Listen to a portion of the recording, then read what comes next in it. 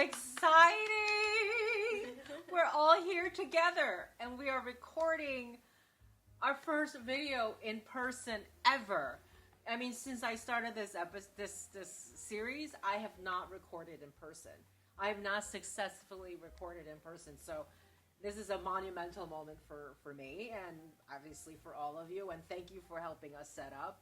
And it is so good to see everyone in person, as even with everyone back, I don't want to use the word COVID, but the pandemic. I think that's long gone, but I think as a result of that, everyone still resorts to online, and these kind of opportunities seems to be like far and few in between. So I'm really excited that you guys can be here in person. So I wanted to talk about a subject matter. I don't want to go heavy, but it could be a little heavy depending on where we go today. And it's a result of just a lot of recent activities that's been going on in terms of my booking world, in terms of my programming world, and sort of the idea of sort of what keeps popping into me is our cultural atmosphere, our performing arts ecosystem becoming too politically driven. That artists are creating work based on politics and not really based on artistic quality. And I wanted to touch upon a little bit about that and get everyone's thought on it. And the other thing is even programming. Our programmers programming based on political agendas because of where their funding comes from. Right? Mm-hmm. And I don't know if you guys have experienced that in terms of what you're doing. And maybe in the classical music world, it's slightly less. But I think just in the performing arts at large, it's becoming quite challenging. And, I was talking to colleagues here in the United States, and they've decided to kind of, they've been in the business for a very long time. But in addition to that, they've also made that decision that booking in the United States is becoming harder and harder because of the recent activities in terms of what programmers are deciding to program, and it's very agenda based because it's all led by politics. So if you look at programming across the U.S., there's a sense that whatever the wind is blowing from the government side, it's what's leading them to program what they program in their theaters or their festivals. But, I'm happy. I want to throw it out there to see who wants to take a stab at it or if my observation is weird or not. Well, the one that I think of, it's not necessarily performing art, but it's Disney movie. Yeah. For the Snow White and the Little Mermaid, it caused like a lot of, it's very controversial on the internet. Yes. It's the image of Snow White and the Little Mermaid they are white. It's been printed in our mind for since they were here. But I would say I'm more neutral about bringing the politic side into whatever works, films, music, performing art it is. I do think it's sort of like a trend that we are chasing the politically correct thing rather than focus on the art, the work. Yeah, that's a good observation that we're chasing a trend. And that's the trend that's annoying a lot of people. And I totally understand that. Like you said, right? We've seen Snow White and Little Mermaid portrayed as a certain shade of color since we were a child, and because of the political or the trend of what needs to be considered political correct, it's now made into a different color. And it's like, I don't understand. And also, I think it's very controversial to say, because whoever think, when they're saying, the voice against it will be kind of considered racist, but it's actually I get it from both sides, because I I'm very open about it. I think I'm open to see that they chose that are not typically white for the character. I think it's a move that I don't really like. Why did you do that? But like also I get it. Some people think they should pick characters that are white because they are white. I mean, I'm like kind of 50-50 because then if the opposite were true, like if we went to movies where the characters are not white and we made them white, then it's going to seem, people are going to scream cultural appropriation. Yeah. People are going to scream that, it's like, hey, these people, these characters, they're not white. Why are you putting in white people in Well, in it's like a lot of this? those movies, like back in the day, right? Like when Avatar, the live action film came out, and half the cast was not Asian, which is what it's based on. That was a whole uproar, right? And so again, I think this is the thing. It's like I think that's a really good term. Is like that trend. This is a trend that is actually really dangerous, and it's because it's impacting not just from the choices of who, movies that are selected to be made, but it's the creative process. Yeah. And what kind of messaging are you giving? And it's, again, coming from a very, very Western colonialism kind of mentality, right? Because where I am, that kind of shade doesn't matter. Like, they see it too. It's like they see, it's not just here, right? The rest of the world saw these Disney films and these characters from 50, 60 years ago that was made to be that certain color. Like, they don't think about, because this is from a white world or whatever, that's the way it is. Or it's like if you made Mulan and someone all of a sudden decides to be not Asian, like that is just, it's a Chinese history. So of course it makes sense that it's going to be someone that is of Asian descent or looks Asian, right? I mean, yeah, because that'd be weird. Right? I mean, but so exactly. And this is the thing. And I think when it comes to our world, there's that kind of dynamic too, right? Artists are creating works. And I think music is less obvious because it's all music. So everything is much more hidden. It's completely hidden in sounds.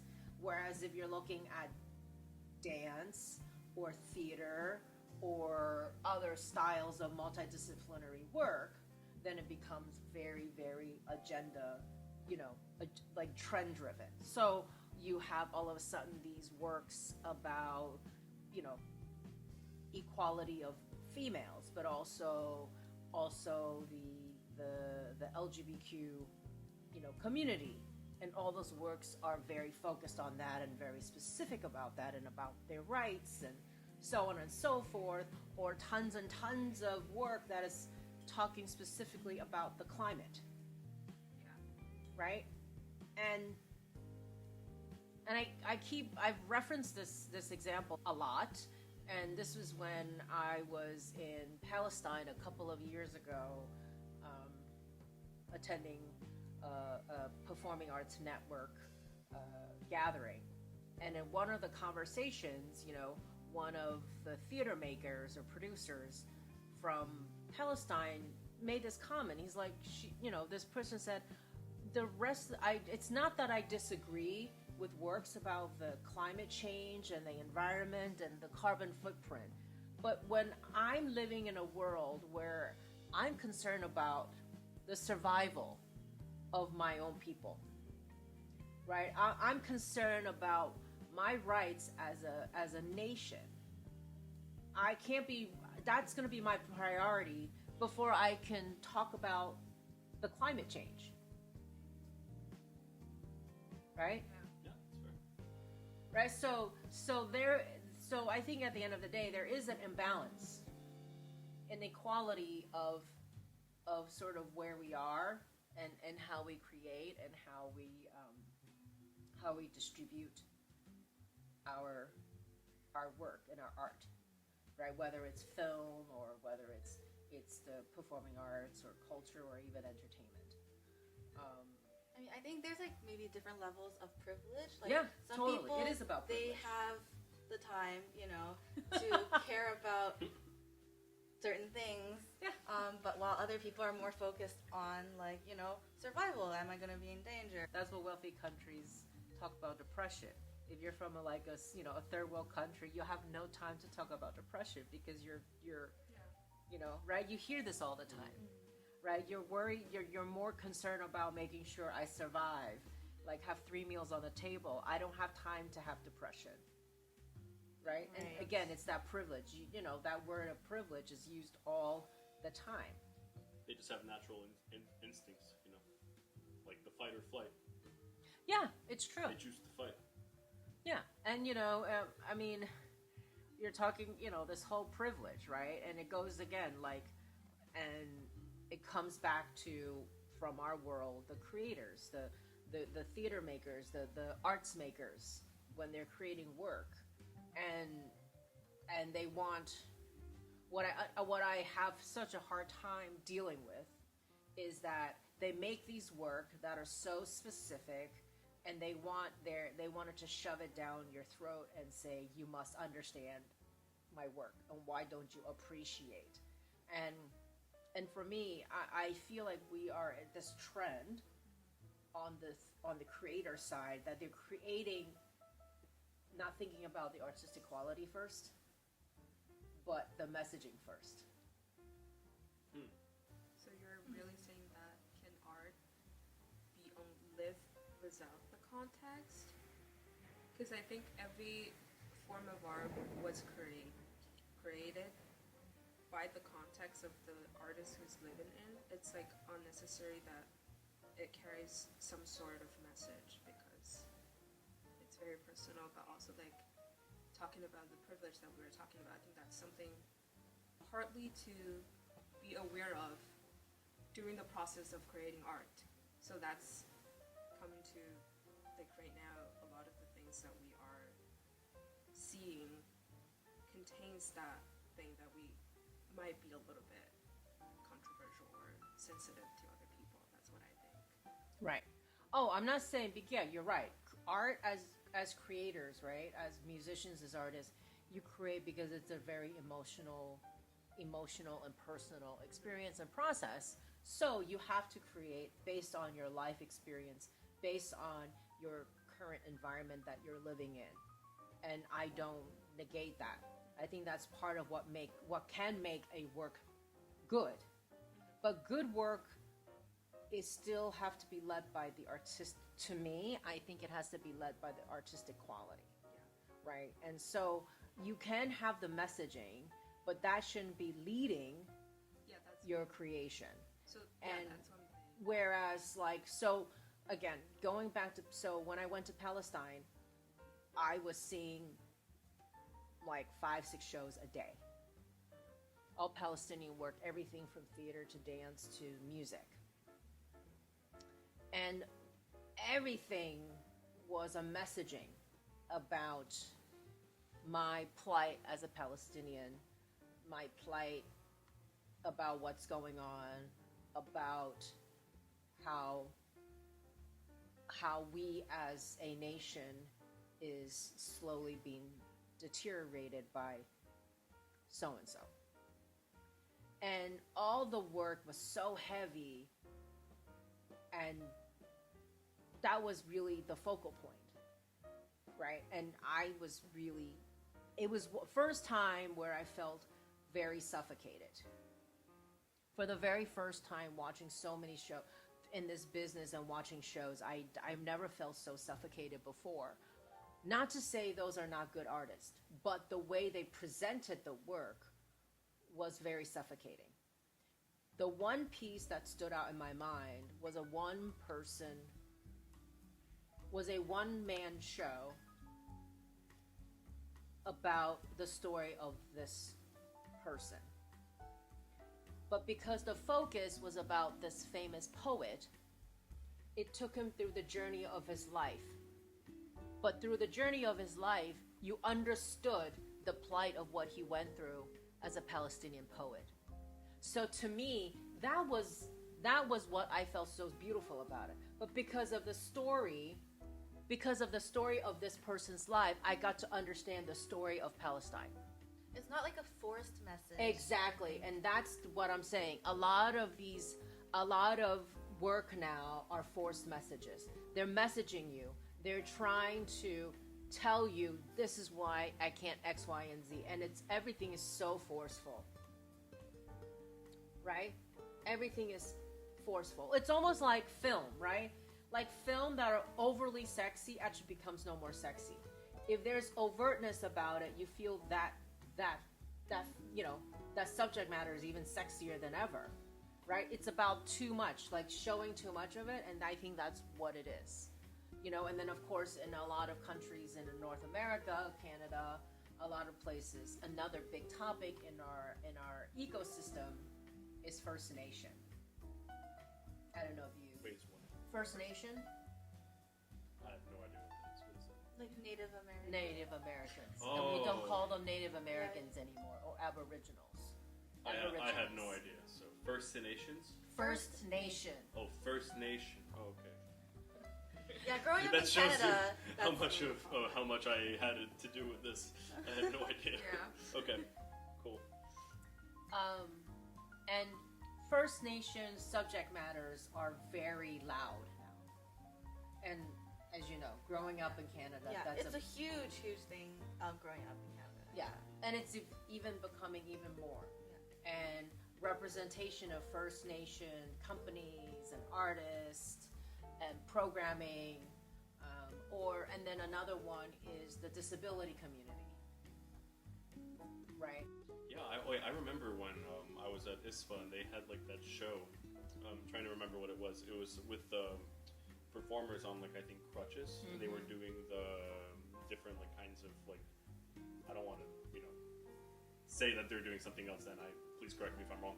I think they were doing some sort of gymnastics routines. Yeah, on like those more crutches. acrobatic. Yeah, that was crazy. Oh, I think I learned about that in one of my like activism classes at Manus. Well, but then I remembered that Was it a pitch session or it was was a pitch session. Yeah, it was the and pitch no session. one went for it. That was kind of awkward.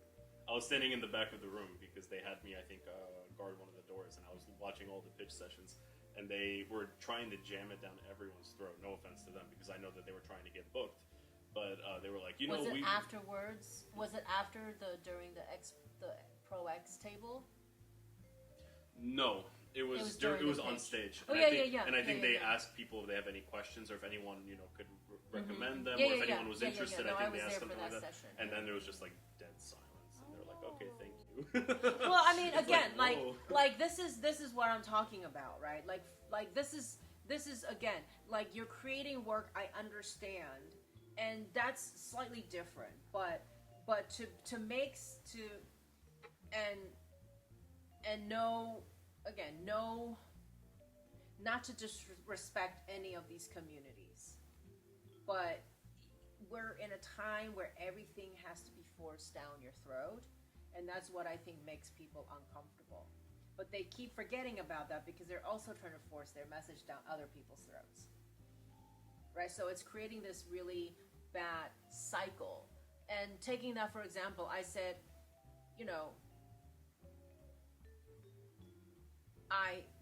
you're creating work, but are you creating work because this is you're trying to say I'm here, recognize me, or you're creating work saying because this work is great, but it just happens to have disabled performers on stage.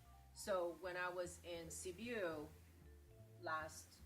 earlier this summer, and one of the dance companies that I saw had a disabled artist on stage.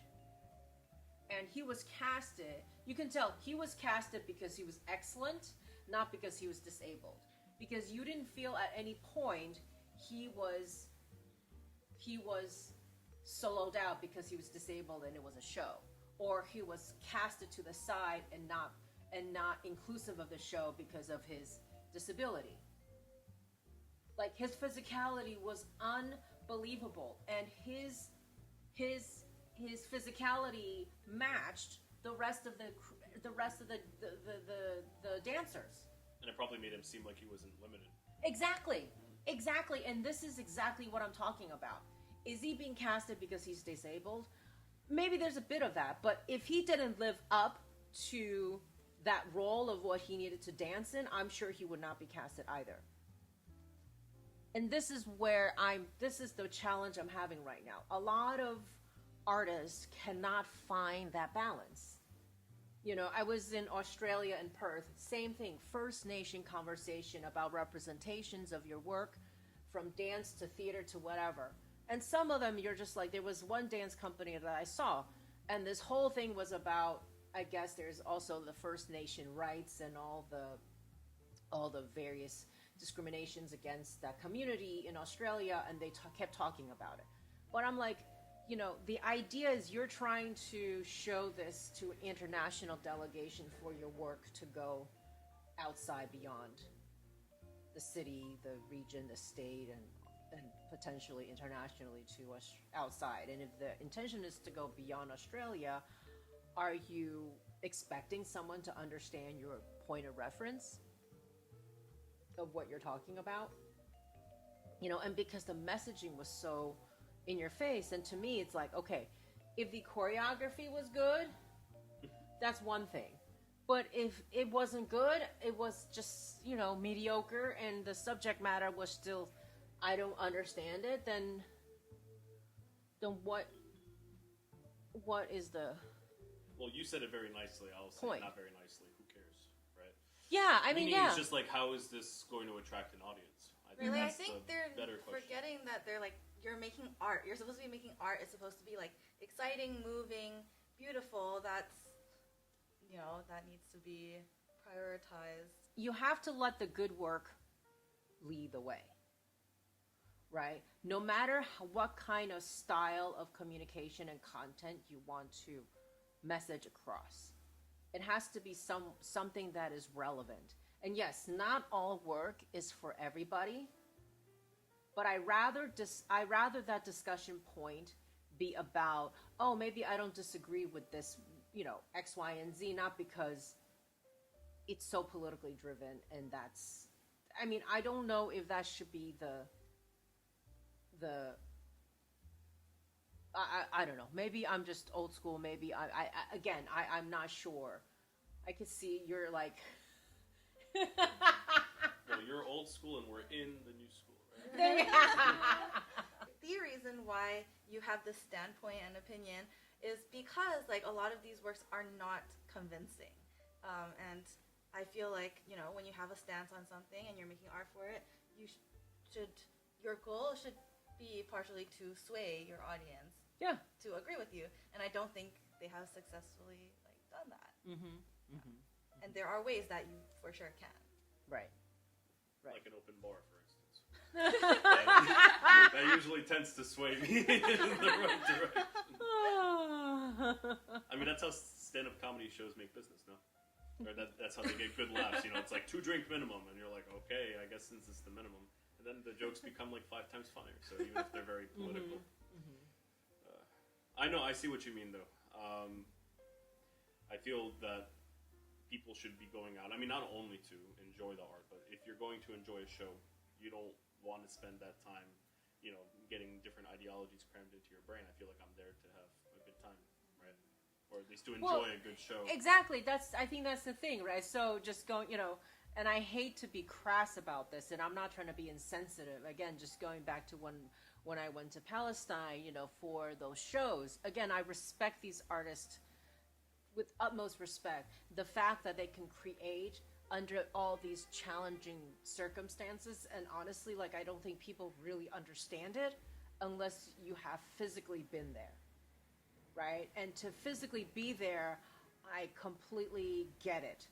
And I only experienced 5 days there, right? Like 5 days, and that was enough to say, you know, on a day-to-day, what they have to go through is something that I don't think you and I can have ever enough practice to go through what they go through, and to see, and for them, you know, art is their way to speak up, right? Art is for them, for these artists, this is their way to cry out their plight. And so I understand that this kind of platform, what they do and how they continue to create, is even more vital and even more important. But how you present it at the end of the day is a different story, right? Like, I'm not saying they shouldn't continue, but I think it's just how do you carry that message across? And to me, I'm like, okay, if you're talking about your dire, I mean, aren't you speaking to the choir? You know, people already suffering on a day-to-day basis. Why would you put on such a dark work to constantly remind them of what they're going through? That went through my head too. I feel like, right? you Like, would think of, I would want to come in and at least for that 60-minute, 90-minute, be able to escape, be distracted a little bit, and to show a little bit of positivity, right? And for you to put on these shows to remind them that I'm being abused, I'm not sure if that really serves your point, or if, again, I'm trying to find the right words without sounding insensitive. So I think it's like creating from the perspective of the audience, Yeah. or from the perspective of the artists themselves. Yes. And also like thinking about that, you think about it commercially. Yeah. Well, eventually, like you're selling their show. Right, exactly. Like, So- for me, I have to come from that point, right? No matter what I do, whether I'm an agent or whether I'm a programmer, I have to think it from a commercial aspect of financials that I have to Yeah. fulfill and audiences that I have to be responsible to. So I think there's a very subtle balance between creating from their point Yeah. and to be too, like, forcing the message. It's like a spectrum that you have to kind of, it's very subtle. Yeah. Yeah. And I do think, you know, I keep thinking about this, which also, and this is something I wanted to talk after this, which leads into this now, a larger sphere of privileged artists who decides where they don't want to go perform. Again, because of this trend of politics. But just going back to that a little bit is that I think we, and I've probably said this before too, I think we as a industry, as administrators, programmers, artist managers, artist agents, we should also be responsible for enabling the artist to be in this bubble. Also, I think about like a very funny meme. There's like Yeah. saying that when artists say they're going on world tour, they actually mean North America, Asia, and Europe. Mm-hmm. Like when they mean world tour. that's not true. It depends who. But most of the big artists. Yeah. Well, I mean, like, I know, like, for example, I know I keep going back to this, I'm sorry, but that's like one of the only concert scenes that I actually keep track of. In the metal scene, it is very, very big in South and Central America. So they go down there. I think that the only kind of place in question, I guess you also missed Australia, but Africa, I guess, but maybe I just don't know enough about how. Well, if you're looking at the cultural world, because it also comes about funding, right? In the entertainment world, it is, and to your point about artists, right? I think our world, our artists in the cultural sector, in the performing arts sector, we live in our own bubbles. We expect others to understand us. Whereas in the commercial world, they're creating constantly based on what my fans want, right? They are constantly listening to their fans. And hence, that's why it's called commercial. But we live in a world that's not considered commercial because our funding comes from institutions. Our fundings come from the government. Artists create work based on grants that their companies and artists have to write, right? Based on grants and hopefully sponsors that, or angels that would be willing to give them money to create the work. And same thing, cultural institutions in Latin America, South America, in Africa, just don't have those fundings to be receiving artists in our that we are know of that high caliber, because they just don't have it. And because if they're not known, then there's going to even less. There's no justification for them to bring that artist there.